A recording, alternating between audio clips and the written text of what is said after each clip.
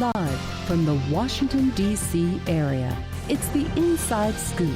All the news that our viewers want to know. Now, here's the host.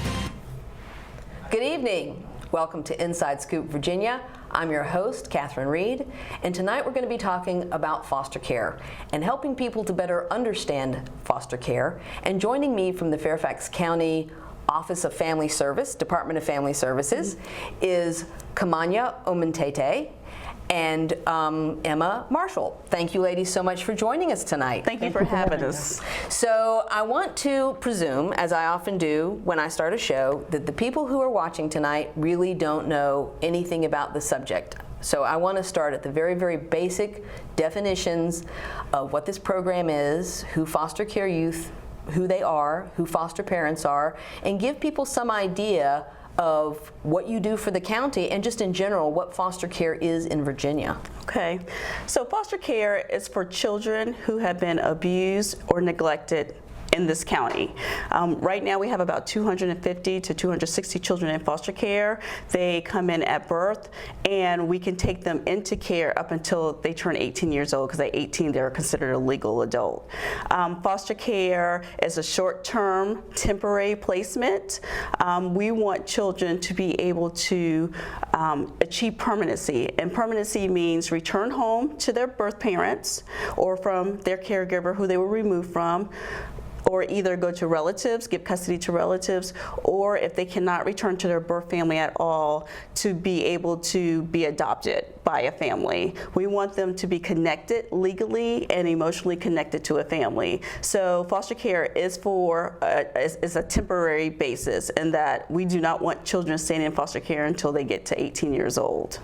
So in order for a child to be adopted, I'm assuming parental rights of the birth parents have to be terminated. Correct. And what kind of a process is that? I'm assuming that probably takes a long time. So for federal guidelines, we try to achieve permanency within 12 months. The courts may extend it up to 18 months if a parent is making significant progress. So when a child first comes into care, our first goal is always to provide services to that birth parent and birth family, provide services to relatives, to start searching for relatives, engaging relatives, because we want them to know that their family members in foster care, and how can they support their birth parent or their relative or their sister, and also that child in foster care. So before we even look at termination of parental rights, we are given services, and the expectation by the court and by policy is that we're giving all the services to the families of why that child came into care. So we're trying to help the family rectify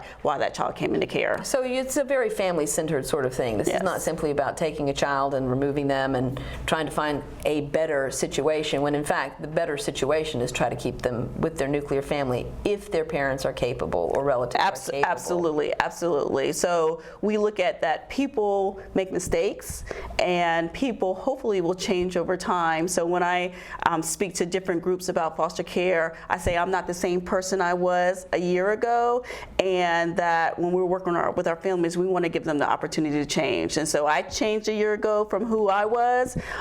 We're changing every day. Everyone's changing every day. And so we give that benefit to the parents. And legally, we have to give that benefits to the parents. And we report to the court how the parent is doing. But we also report what services we're giving to that family also to help them achieve the goal of return home.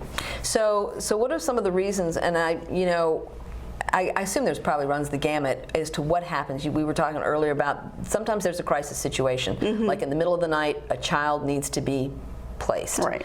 I'm assuming that sometimes there might be issues with the law that make a parent unavailable, and that creates a crisis of having to do something with that child.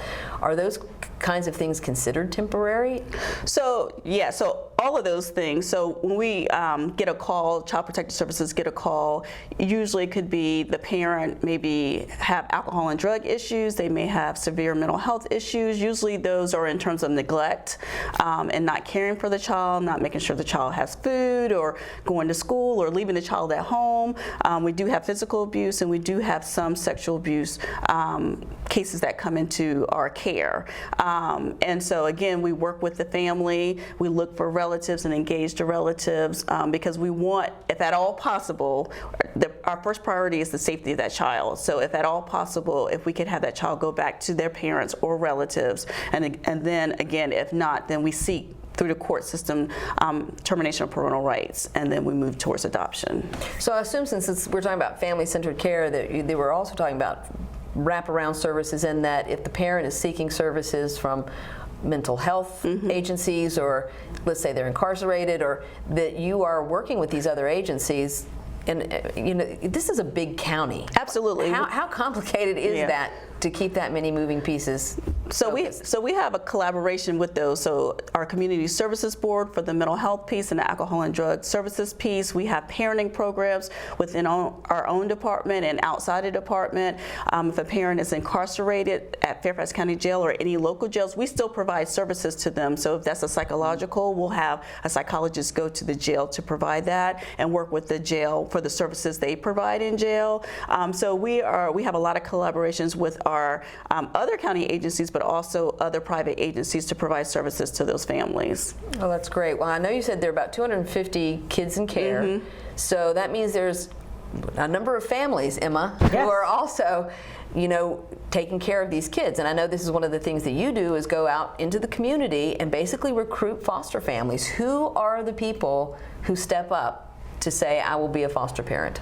Well, it's a gambit of people. They're younger. Legally, you have to be 18 years or older. You can be older, mature. You can be 60 or older. We had a wonderful family who just adopted a little boy who was 8, and then she came back and adopted a teenager, and she's so excited, and she's over 60. And she's so excited because she says her family is completed now. We have a gambit of ethnicities, race and religion. One of the workers just went to the mosque and recruited. We have children that are all different creeds and colors from all over, and so we need families just like them, and we need families who are dedicated and interested in the children that we serve. And so it's easy. You go to the PTA meeting. We can be there and we can talk to you there. We go to parades. We've been in the Fairfax City Parade. We have displays in the library. So the average regular person we're looking for. So you would be, like I'm a Rotarian. Yes. And so I know that, and there's like a lot of Rotary clubs in Northern Virginia. I don't know specifically how many in Fairfax County, but 30 in Northern Virginia.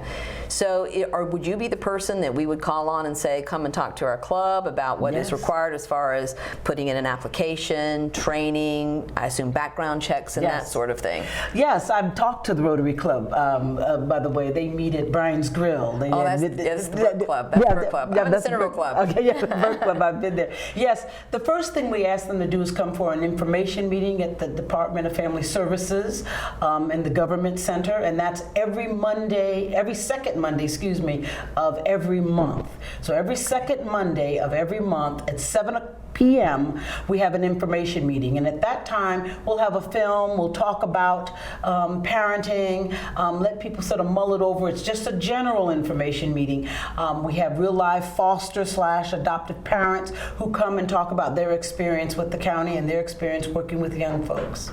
So when you get families into the system, is this something where they tend to stay? I mean, do families who foster tend to continue that for a while, or or is there burnout? You have to wonder, especially when people have foster children in addition to their own. And how often is that the case, where you've got children in a family with other children? That's generally often the thing.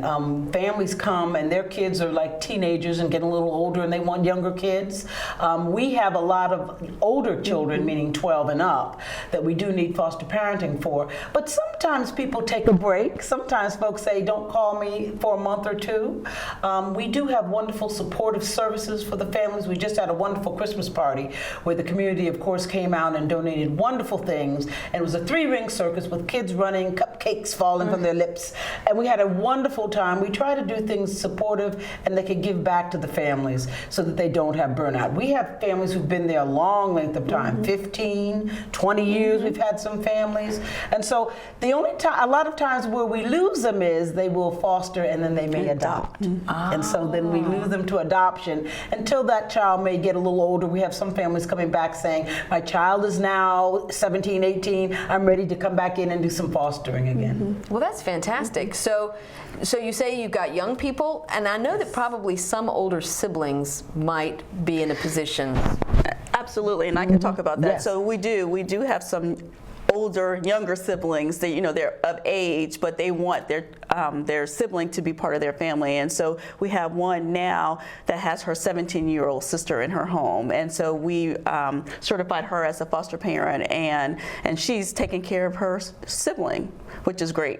It is. So, and that is, it also gives her support, I'm assuming. She's treated just like any other foster parent. Absolutely. She has to go through the training, and she gets the foster care payment. She gets all the support. We still support that that teenager in her home and give her all the support we need. And we do have relatives, and I'm glad you brought that up, because our first goal is, if we find relatives, we will have them go through the same certification program so they could be foster parents, so they could get all the support, the financial support, the physical support, the emotional support they need, and then that could carry on if that child does not go home. Sometimes our relatives adopt their relative, which is great, especially for the younger children, they adopt them, and so they're still with their family and they still have that family connection of knowing who they are. So, so you can be single and be an adoptive parent. Yes. You can be a married couple. I sit on the Board of Equality Virginia. I was asking you about same-sex couples being foster parents, and as long as they're married. Legally married, legally married, divorced, or single. Legally married, legally divorced, or single. Yes. Well, thank goodness we have legal same-sex marriage now, That's so right. problem solved. Right, so that's for everybody. That's right. for everybody. And so, since, you know, same-sex marriage is a brand new thing, I'm hoping that the community, because again, you have LGBT youth that are in foster care, Yes. and it would be great to have more same-sex families step up and say, I want to be foster families, but this is probably not something that really has been an option to them before now. So I'm going to put you on them, Emma, and tell you to get out into that LGBT community and tell these folks they need to be foster parents. I'd be happy to do that. Anytime they can call me when I get wind of who they are, what clubs they have, because we have talked to some. We do have a number of LGBT families who are fostering and have adopted. And there are different clubs and whatnot, and we've gone out and we've spoken to them. So we're wonderful. Yes, ma'am. That's fantastic. That's fantastic. Because, you know, as you said, there are children of all different descriptions, because Fairfax County is a very multicultural county, and it's a huge county. And so we do have children of all descriptions. And when we get back, we will talk a little bit more, we'll dig a little deeper about how we can get people who are watching us tonight, to think seriously about whether or not they want to be foster parents, because it sounds to me like we've got viewers out there who are absolutely wonderful candidates. So please join us after this break, so we'll talk some more about foster care. So they say it's a man's world? I don't see anybody's name on it. While they were doing their thing, we slowly changed ours. Today, women can do anything men can do. And there's one thing we're even better at.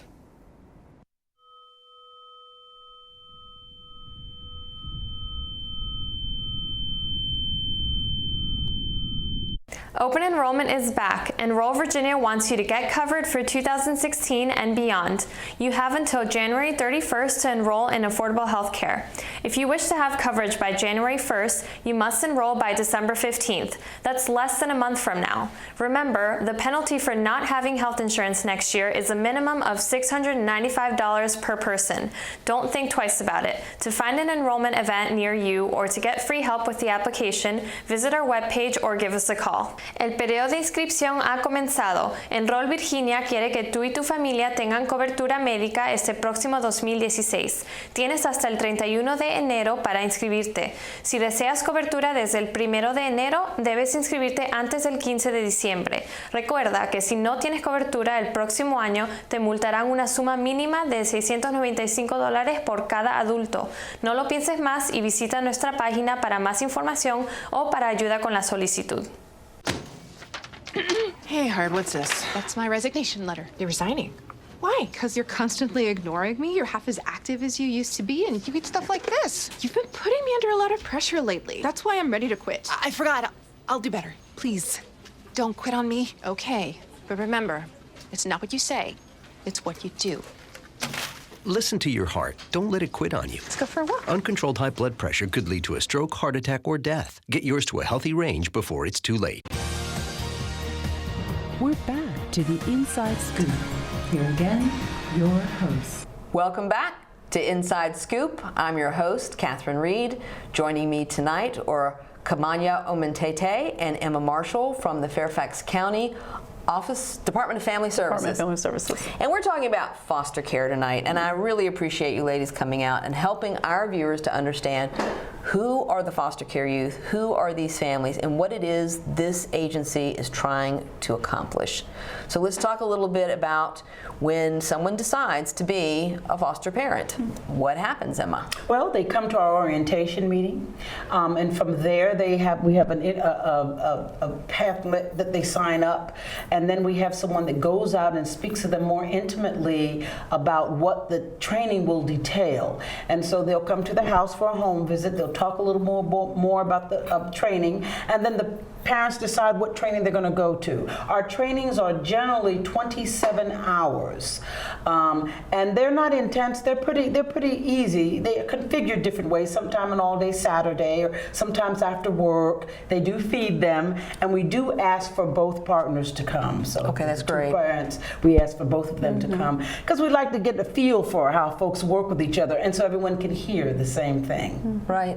Now we were talking about daycare. That's a big thing. As a single mom with 3 kids, it's kind of like getting daycare or affording daycare is expensive. It is. So could that, I think to myself, I'm hearing a voice in somebody's head going, well, I work full time, and how could I be a foster parent because I would have to provide daycare for that child? Right, so the county does provide daycare because we understand that some parents do work, and so once they become foster parents and they have a child in the home, we have a social service specialist who works with that family and a resource worker who works with that family to determine the needs the services they need to take care of that child. So we do help with daycare. We do provide transportations at times.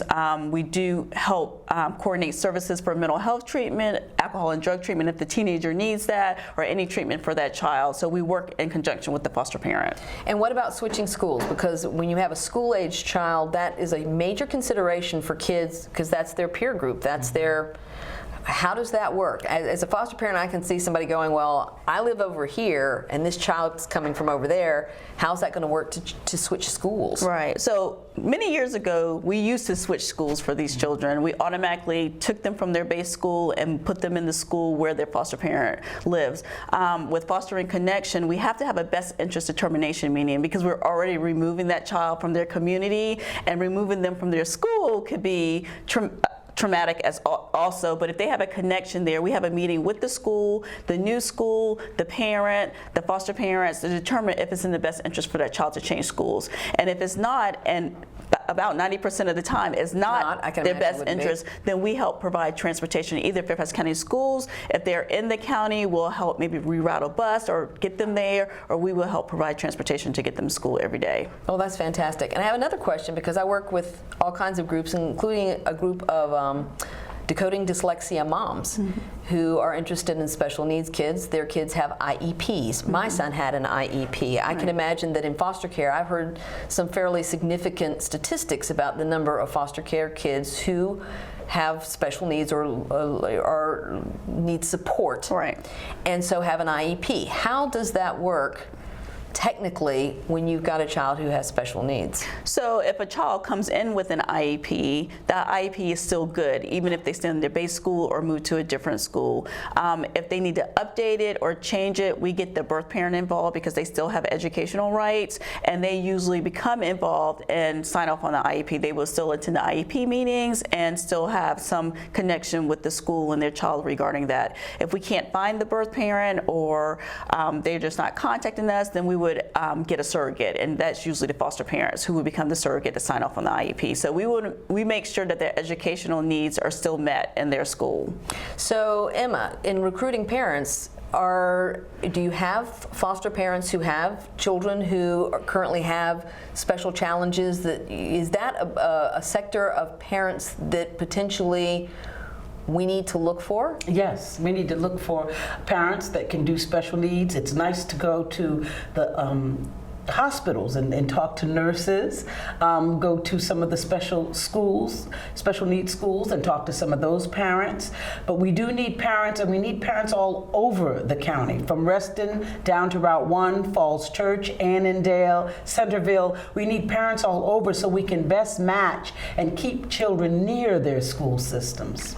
I do want to add, just regarding children with special needs, that every child who comes into foster care suffers trauma. Yes. And so, because we're removing them from their community, their family, and so it may not be an outward special need, but emotionally and their mental health is always affected. So we always want to look at, for parents to be aware of that, for foster parents to be aware of that even though they may have come from an abusive or neglectful situation, they're suffering some trauma being removed from who they know and who they are. And is that something, I can imagine a lot of potential foster parents being concerned about that, like, I don't know if I can handle that, but you're basically saying there's support services, they're professional people, you're not out there by yourself, you're not trying to figure out what to do with a child who is traumatized. Right. That they're just like with daycare, and again, and financial supports too. It's not as if children are expensive, I know. Right. All of us who have know how expensive they are, but we're not asking foster families to take on all of this. Right. No, we definitely help financially with what the children needs. If a child is in soccer and has a recreation, we're going to help provide that for that child, because we want these children to have as normal life as they can. So we try to normalize the activities that, just because they're in foster care, they should not participate in the things that they would do if they were in the community. And so clothing, we give a clothing allowance. So activities, we provide funding for that. So definitely, we know that it's very expensive, and foster parents are very special. I said they're blessed because they're taking a child in their home that's not their own. And at the time of entry, they don't know all the issues. They know as much as we know, and we may not know a whole lot. And so that they're opening up their family, their home to a child to help them to grow and to be safe. And so we definitely want to support them as much as we can. And the community also supports them. Absolutely. Last year this time, we had a math teacher from one of the schools had seen one of the children that I was recruiting for, adoptive family, and he sent in $1,000. So this young lady, she wonderful ear for music. She could play the piano by ear and play the guitar, and so they said, we want her to take lessons, and they sent that in so that she could have lessons. So the community can support us in a variety of ways. They said they couldn't take her in, but they wanted to support her musical career. So let's talk about that, because like I said, I'm a Rotarian and I work with all these different groups, and they do offer support lots of nonprofits offer support to foster care families, to the foster care community. And so let's talk about if we want foster parents and we want people to be interested enough to come on the second Monday of every month to the government center. That's right. To at least hear about it. Like, you don't know whether or not you're a candidate until you come and hear about it. So I would encourage everybody to put that on your calendar and come out on a Monday to hear about it. But there are probably other ways people can get involved. Just like the math teacher, knowing that there are special foster children who need something extra, or you've got something to offer in some way, you can provide something for that family.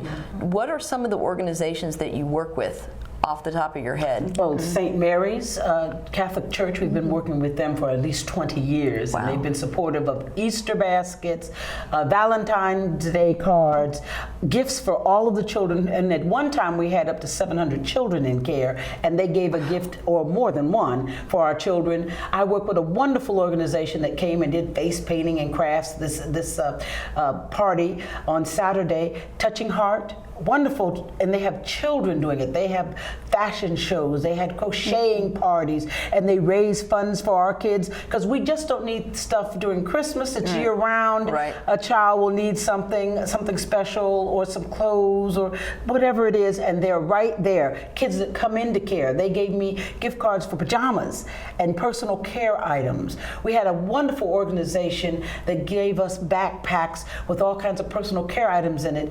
The head of the organization said he came into care and he had to use someone else's soap. What an interesting thing. I never thought about it. It was when we were using the old bar soap. He'd been in there. And he said he just wanted something that was for himself. He didn't want to use soap behind somebody else. He wanted to have his own toothpaste and his own things. So they give us wonderful care bags, wonderful things. Wonderful community, Tyson's Corner, Galleria gives us wonderful presents. We have wonderful American Systems gives us presents during the holiday. And they always want to help year round. That's fantastic. So summer, I can see that one of the things that you have to address is summer programs.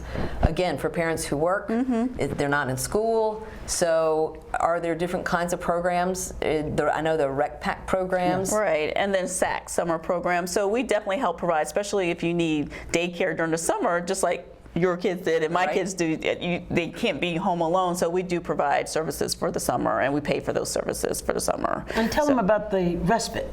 There's a respite for families too. So when children come into foster care, there's times when, depending on the needs of the children or different things, we have a respite program where we have the children go to another family, and we try to keep them with the same family if they have to do a respite. So it may be a weekend that they may go, and just for the time for that foster family, depending on the issues, and not all foster families use it, but may need I don't want to say a break, but may need a break, or kind of how I send my children to my grandparents' house. I mean, to my parents' house because I need a break. I need a break. Grandmas are So to be able to do that, so we definitely provide that, especially when they need some downtime for themselves. And so if people want to do respite care specifically, can they still go through the training and be a foster parent that provides respite care? Yes, they can. Yes, they can. So see, I want people to understand, listen to what we're saying here. If you don't want to take a child on full time, you could be a respite home going through the training and giving a foster family a break. And I think that's something that most of us could do, is take a child for a weekend. So that's excellent. These are so many options that I think you provide, and I hope that people see themselves, or starting to see themselves, as being capable. It's not the system that's saying that they are not capable of being foster parents. Everybody we're talking to, everywhere they live across this entire county, if they live in an apartment or a townhouse or a single family home, we're talking about people of all faiths. We're talking about people who live everywhere. Absolutely. And I hope people will reach out to you. How's the best way for people to get in touch with you, Emma, if they want you to come out to talk to their church or their social organization? They can call me at 703-324-7483 or email me at emma.marshall@fairfaxcounty.gov. I also want to put a plug in for Long and Foster Real Estate Agent. They've been doing it for 20-some years as well, and they have their local businesses, whether it be a moving company, whether it be a drywall company, donate to us, and they've done it for a long time. Becky Owen, I forgot Becky's last name, but Becky is the one who's done many wonderful years with us. Well, I'm glad to hear that, and I hope other organizations and businesses will also get involved. If Long and Foster Real Estate Agents and vendors can get involved, any business can take on foster care as their philanthropy of choice. So when we come back from our break, we're going to be talking a little bit more about how you can get involved and how you can support the foster care work that's being done here in Fairfax County. So please join us after this public service announcement. One day these rats were playing in the woods. Well, it's some matches and that's no good. Listen to smoke before you give it a try. Only you. Don't play with matches. Don't play with fire. Cause there's nothing very funny about ripped off life. Nothing very nice on a homeless mind. So if a gorgeous force is what you desire, don't play with matches. Don't play with fire. Only you can prevent wildfires. Fire. Why don't you just wash your car at home? When I wash my car, everything runs down the street and down into the storm drains. With all the chemicals in the soaps and waxes, the last thing I want to do is poison my own drinking water. At least here, it's all contained and recycled on site. That's why I also take my car in for oil changes instead of doing it myself. I might take a chance on spilling stuff. You know what the best part is? What? More time to kick back and watch the game. How far would you go to protect the planet? I want you to build an ark. Here we go. Okay, Jessica. Oh, okay. Ow! Maybe there's another way. People, the flood is imminent. Is it too much to ask for a little precipitation? Go to fightglobalwarming.com to find out what you and your community can do to reduce global warming pollution.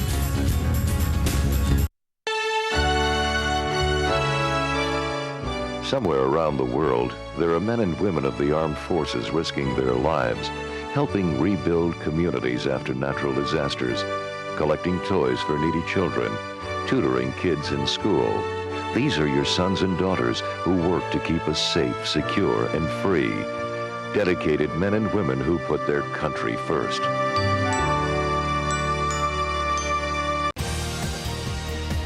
We're back to the Inside Scoop. Here again, your host. Welcome back to Inside Scoop, Virginia. I'm your host, Catherine Reed. Tonight we are talking about understanding foster care. Joining me from the Fairfax County Department of Family Services is Kamonya Omatete, and joining us on the set is Chauncey Strong. Welcome, Chauncey. Thank you. Thank you for having me. So you do something slightly different because you work with independent living skills, and you're talking about youth that are older, like 12 and up. Yes. So kind of explain to us what your services look like, what your day looks like, and how you interact with these families. Sure. Again, the program, my unit is called the Permanency and Life Skills Unit. And with that unit, we work with youth who are older to do two things. We want to make sure, one, that they have permanency, as Kamonya mentioned earlier, that they have families. But we also want to make sure that they have the life skills that they'll need as they leave the foster care system. So we work with our youth, actually the age is 14 and older, 14 to age 21 years old, to ensure that they have skills as they move into the real world, as they move out of our foster care system, so that they can continue to be successful and thrive. So what do those programs look like? Do you have job training programs, or what sort of life skills? And I'm sure we probably all need them, not just foster youth. Sure. But what specifically are those skills? So we start off with an assessment for all of our youth. It's a self-assessment just to determine what they think they're good at, what they think they need more support and more help with. So it would be things like money and budgeting, financial management. It would be things like education or vocational training. It would definitely be things like housing as they get ready to go into the real world. What is the housing needs that they have? And we work with a lot of different partners to make sure that those needs are being met. We do a self-assessment, and then we do what we call our transitional living plan. So we have an assessment now. What is the plan you're going to put in place to make sure that you can accomplish those things? What about things like learning to drive? I mean, how do you handle, like, for most parents, who does sit with that child in the car? I tried to palm it off on all of my husbands, and they all kind of took a turn. Now, a lot of that is actually through the schools. So through the schools and through the foster parents. So we will contract with a driving agency, because that's typical what kids do. They get driver's license or they take their driving course at 16, 17 years old. So we want to make sure if that's what that youth wants, to make sure they have that opportunity to take those driving courses. So. And getting part-time jobs, is that something that's decided between the family, the child, and your agency? I mean, when a child wants to get a part-time job, kind of how is that negotiated? It would be the same as you raising your child. How are their grades? Are they responsible to do that? So yes, it is negotiated, and we encourage that. And we want them to have that, because we want them to, earn money and learn about the skills of working and being responsible. So we definitely encourage that. We also, through that, we actually offer opportunities. Right. We work through our employment and training program at the department to offer, at least in the summer, what we call our I program, educating youth through employment. So we want a youth that's in foster care to have the same opportunities that a youth that's not in foster care would have. And certainly summer employment is something that all of our youth we encourage. So do you have partnerships with businesses or other kinds of companies that specifically try to provide opportunities for your foster care youth? Yes, especially through the I program. They actually contract with companies, and the companies are excited to work with our children. They actually know that these young people might need an additional support or a helping hand, and so they're excited about working with us. We have a lot of different programs that work with us, and one specifically, I know we had the Fish and Wildlife Association that recently stepped up and said, okay, we want to take some of your youth. We have some growth programs not just here in Richmond, and here in Fairfax, but also in our Richmond area as well, that want to provide those educational and the training opportunities, work experiences for you. Do you have support from the chambers? Do any of the chambers get involved in? I'm not sure. Yeah. Oh, well, you know something? That's a question that I can ask because I know a lot of chambers, and I'm thinking to myself, well, my goodness gracious, your members should be looking at how they can provide opportunities for foster youth, especially as they get older, and they are going to have to be self-sufficient and self-supporting. I mean, I would think that chamber members would be looking at this potential workforce as people that they need to cultivate and nurture and identify and bring up through their ranks. So I'll put out the word. I'll take that on. I'll put out the word and say the chambers need to be looking at this, because it is when they age out, unless they've been adopted. And I know that optimally, what would be nice is to have a family that adopts them, because those of us who are parents of millennials understand nothing ends at 18. Absolutely. Not even close. You know, we really try to stress that, even though I work with the life skills side of the program, that's not to replace the need for a family. All of our children need families, and so even when they turn 18, you know, you no longer need a family. No, you always need some level of support. But we do recognize that some of our children may age out of the program, and so we want to make sure that we try to also give them the life skills that they need. One of the things that's part of the life skills is also just connecting to an adult that can give them that kind of support, whether it's an official legal relationship or what we call lifelong connections. And so we ensure that through life skills, not only do they have the life skills, but they also have that emotional support that they need. So is that kind of a mentorship program?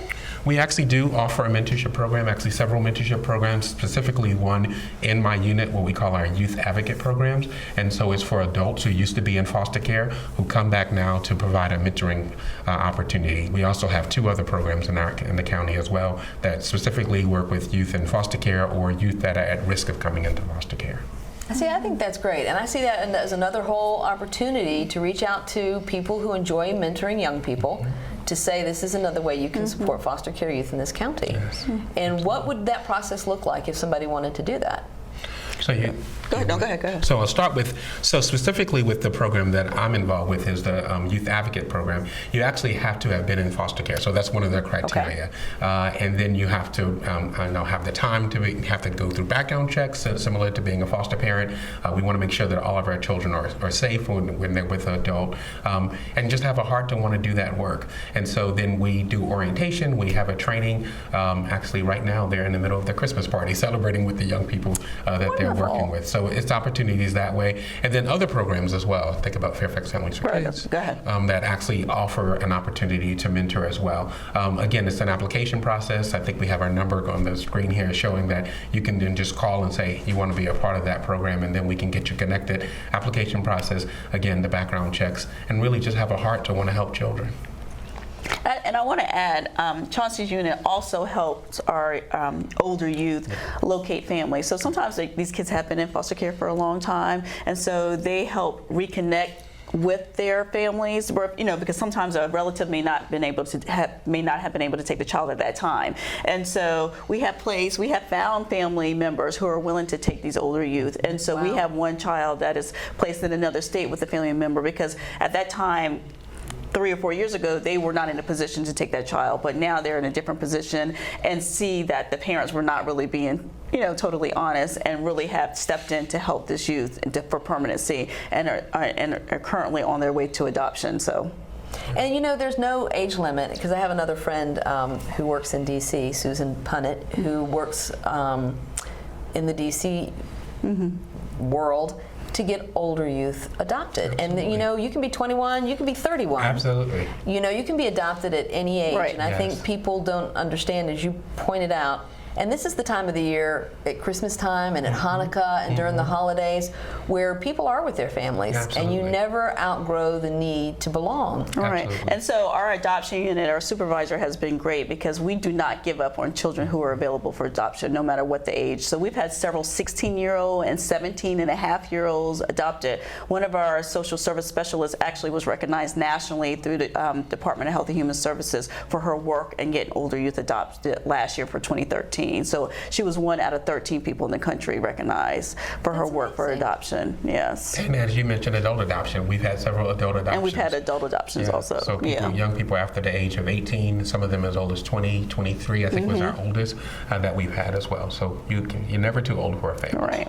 I think that's great, and I really hope that does inspire people to take a second look at what it means to be a foster parent or an adoptive parent, especially when we're not talking about somebody who's 5 or 6 years old, but you're talking about somebody who's nearly an adult but still needs a family. Absolutely. That life connection is important. I think, Kamonya, that more than half our children are over the age of 14. So really? Yeah. So we they're need, older. Yes, we need people that can step up and foster or adopt older children. And deal with daily teenage issues. So you have a teenage year is so hard. I mean, you got problems when they're 5, but when they're like 15, but still, they need a loving family. And again, we've talked about this, and we can't stress it enough. Everywhere in the county. That's Route 1. That is the western part of the county. That is in Reston. That is everywhere. Absolutely. And it's in every community. Absolutely. Absolutely. Reston, McLean, everywhere. Yes. And so one of the things in reaching out to different communities is to try to get people to, once you've got somebody who's interested in bringing that message to whether it's their faith community, it's, we talked about the Adams Center, we talked about the Muslim community. That's something, there's just a lot of buzz right now about Muslims in our community, but the fact of the matter is there are Muslim Americans in our community, and there are children in foster care who need families of every description. Absolutely. And I know, and I appreciate Emma saying that she has gone out to talk to those families in those communities. What else, just as we start to wrap up this segment, what else can we be doing other than looking for adoptive parents, looking for foster care parents, looking for organizations interested in supporting, looking for mentors, looking for businesses who might have opportunities? Absolutely. What else can we do? Just pass the word. I think the word of knowledge, and that's what our foster parents do. They pass the word to their family and friends, and that's how we get more foster parents, along with the work that Emma and her team does within the community, and that these kids are in our community, and we should be helping our community here in Fairfax County with these children and families. And so the work is not only with the kids, but also with the birth family also. And we've made great connections with bridging the gap between the foster family and the birth family on just having a relationship. So we've seen through those relationships where a parent realized they can't do it, but they know this foster family, and they're willing to give up their parental rights because they know that their child's going to be taken care of, or that the foster family is an auntie and uncle to that child when they go home and still involved with their life. So we just want you to spread the word and support our community as a whole. I guess I would just add, just to keep in mind that our young people need a family at every level and every point in their lives, and they need if not a legal family, a lifelong connection. And so that doesn't stop at 16 or 17. In fact, you need it more, especially young people who've been in foster care for a long period of time. So that, the hope is that you'll be able to foster, the hope is that you'll be able to adopt. But maybe that's not what you can do, but maybe there's something you can do. Maybe there's some support that you can provide. Maybe there's a donation. Maybe there's some type of something else that you can do. So it's never too late to get involved. All of our children need some level of support, no matter what their age. Well, thank you both, Kamonya and Chauncey. I appreciate the work that you're doing. Please join us after this break. We are going to talk to Lynn Davis of Foster Care to Success and find out about foster care kids who are in college. So please join us after the break, and we'll hear more about what we can all do to help the foster care youth in our community right here in Fairfax. Saving for retirement might be easy for some folks, but for others, it might take a little more work. And for those who haven't started, there are still things you can do to catch up. Oh, that is good news. Like getting out from underneath past debt. And don't get wrapped up with high-interest credit cards. Get you some eyes. Be diversified with your investments. Don't put all your eggs in one basket. Your financial goals are not out of reach. The choice is clear. For a happy ending, choose to save.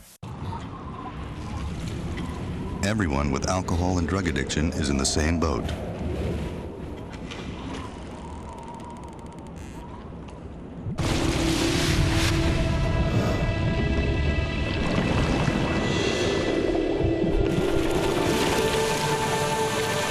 With treatment, you can find solid ground. For drug and alcohol information and treatment referral for you or someone you know, call 1-800-662-HELP.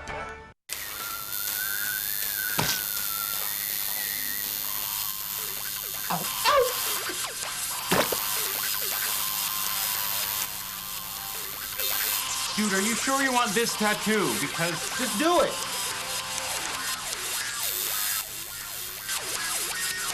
Some mistakes in life are permanent. Like hearing loss. To learn how to protect your hearing, visit asha.org. You've probably heard about heart disease, but did you know that it's the #1 killer of women nationwide? Heart disease claims more lives each year than breast cancer, lung cancer, or strokes combined. But there are steps you can take to protect yourself against it. For more information on how you can prevent heart disease, contact your local American Heart Association or visit their website at www.americanheart.org. We're back to the Inside Scoop. Here again, your host. Welcome back to the last segment of Inside Scoop Virginia. Tonight our subject is understanding foster care. Here in the last segment, I want to introduce Lynn Davis of Foster Care to Success. Thank you, Lynn, for being here. Thank you for having us. I guess I met you probably 7 years ago probably. Back then you were Orphan Foundation of America. That's correct. And you were that for a long time. We were from 1981 until about 4 years ago. So explain a little bit about what the organization started out as, why you made that name change, and going forward, what it is your organization hopes to do. We were founded in 1981 as the Orphan Foundation of America. We were founded by a gentleman who himself had come through the foster care system. And he realized when he aged out of the foster care system, it was almost as if he was being orphaned again. He had, been removed from his family and that kind of support, and now he was being removed from a system that had supported him with sort of nothing to fall back on.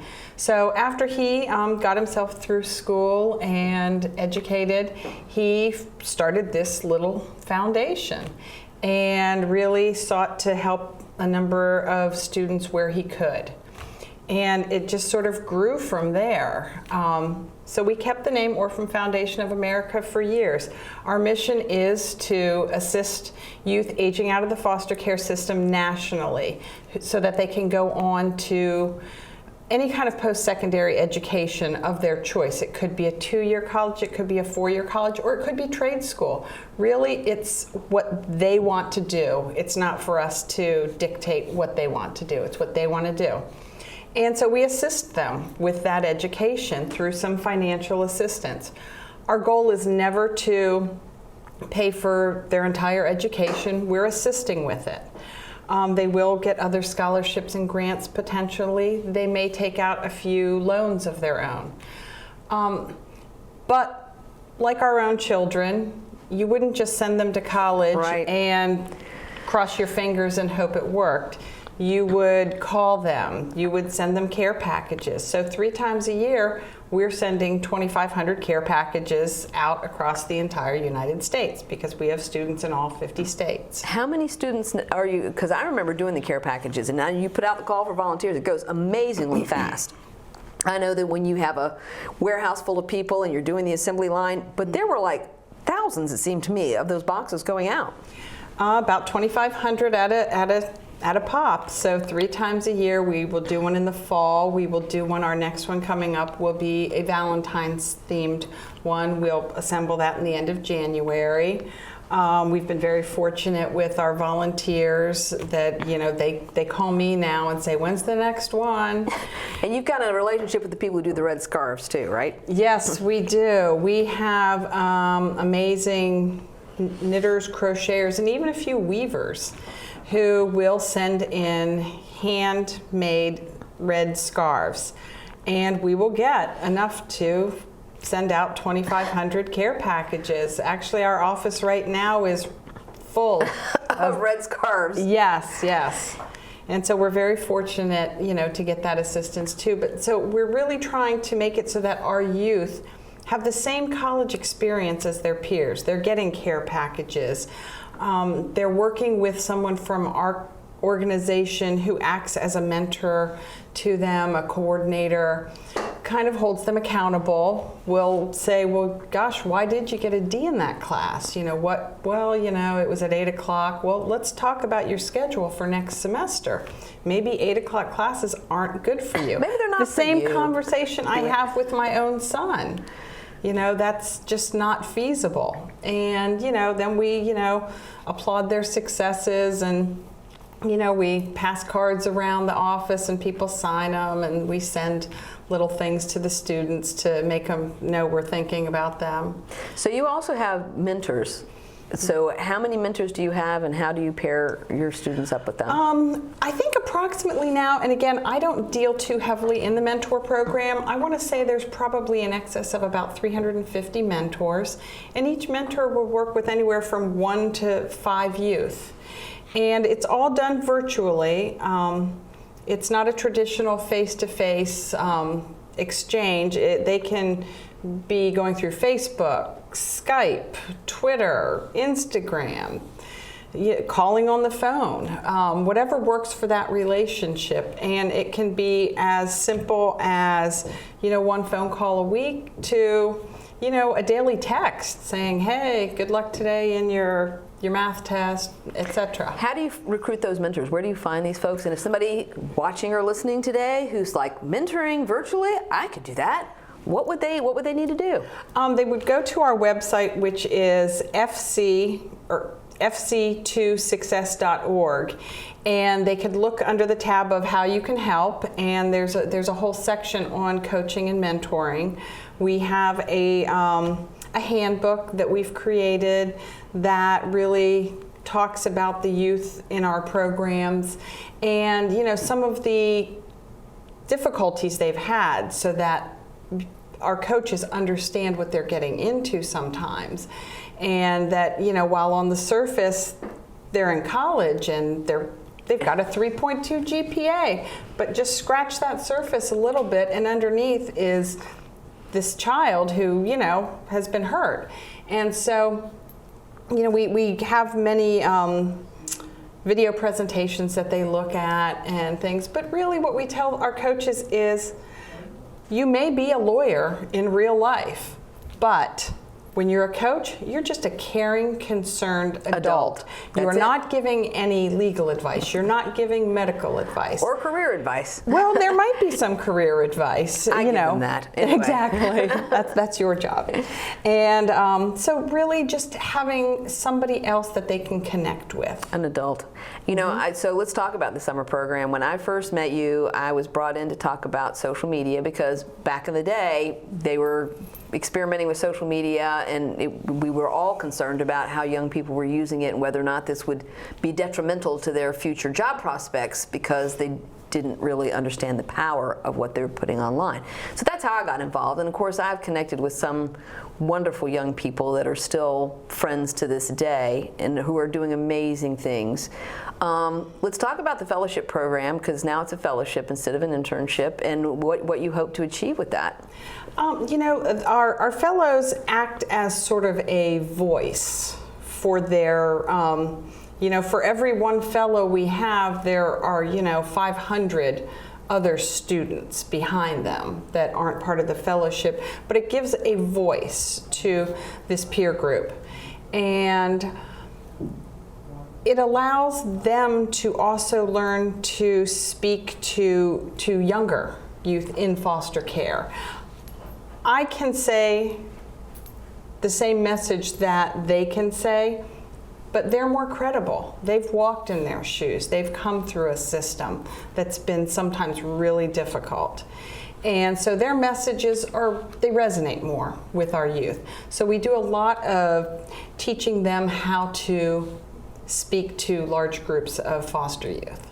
And then a lot of them, many of them, have become wonderful advocates too. I think of Lily Dorman Colby, who's like one of my, she's such a wonderful young woman, but she really has made it her mission to go out there and try to do something about bettering the outcome for foster care students.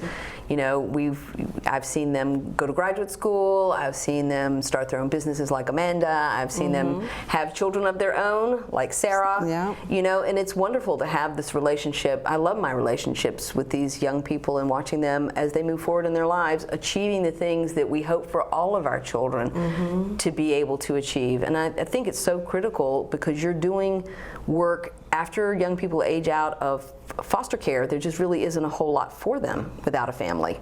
Correct. It's, you know, they're really out there sometimes without a safety net. I mean, my afternoon this afternoon was working to find housing for one of our students because the dorm is closed for 2 weeks. And he didn't think anything of the fact that he was going to either couch surf or just sleep on the subways of New York overnight. And holy cow. So, you know, we're working with the housing authority at his school because many schools will stay open because of international students, and we're working with them to get him housing that's acceptable and safe. That's incredible, the things that we don't think about. And again, at this time of the year, at the holidays, when everybody goes home, it is, and yes, they're international students, and I was in Boston my freshman year and stayed one holiday with a local family. But for foster care youth, it's different. There's not somebody somewhere waiting for you. It's difficult. I think in terms of going into finals, when your biggest concern should be getting enough studying in while getting enough sleep in so that you can get an A or B on your final and get a good grade in your class. I can't imagine that, you know, most of our youth sometimes are thinking more about what's going to happen when I'm done with finals. Where am I going to go? What am I going to do?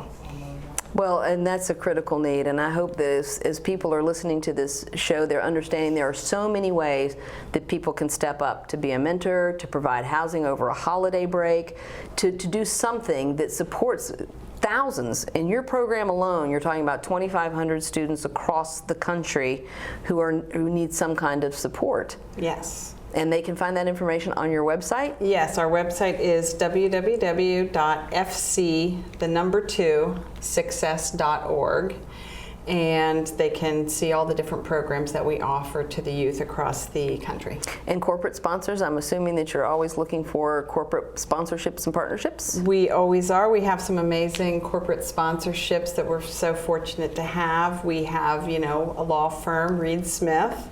We have, we work with Southwest Airlines, Alliant Credit Union, ExxonMobil, just a number of them, but we're always looking for assistance with care package items, donated items that can go into our care package. It can be, you know, marketing items that your company has, you know, logoed items and such, and so we're always looking for donations for care packages. Well, that's fantastic. You know how much I love your program. I really do, and I look forward every summer to meeting a new crop of young people. I have found them to be extraordinary. And the fact that these young people have gotten so far when they have had everything against them is remarkable.